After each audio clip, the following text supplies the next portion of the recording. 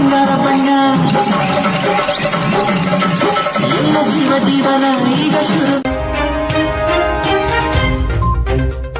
ಕುಕನೂರು ಎರೆಹಂಚಿನಾಳದ ಗ್ರಂಥಾಲಯದಲ್ಲಿ ವಿಜೃಂಭಣೆಯ 80ನೇ ಸ್ವಾತಂತ್ರ್ಯ ದಿನಾಚರಣೆ.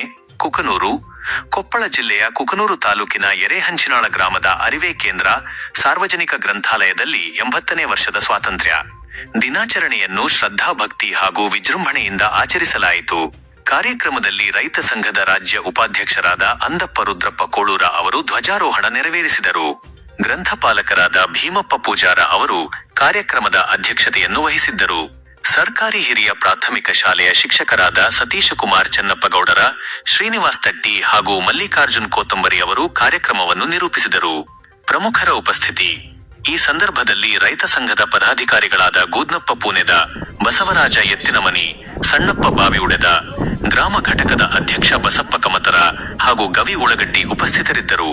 ಅಲ್ಲದೆ ಶಿಕ್ಷಕ ಗೂಳಪ್ಪ, ನಿವೃತ್ತ ಶಿಕ್ಷಕ ಈರಣ್ಣ ಯಾಳಿಗಿ, ಮಹೇಶ್ ಪೂಜಾರಿ, ಸಂತೋಷ್ ಸೇರಿದಂತೆ ಗ್ರಾಮದ ಗುರು ಹಿರಿಯರು, ಯುವಕರು, ಶಿಕ್ಷಕರು ಹಾಗೂ ಸಾರ್ವಜನಿಕರು ಭಾಗವಹಿಸಿ ಕಾರ್ಯಕ್ರಮವನ್ನು ಯಶಸ್ವಿಗೊಳಿಸಿದರು.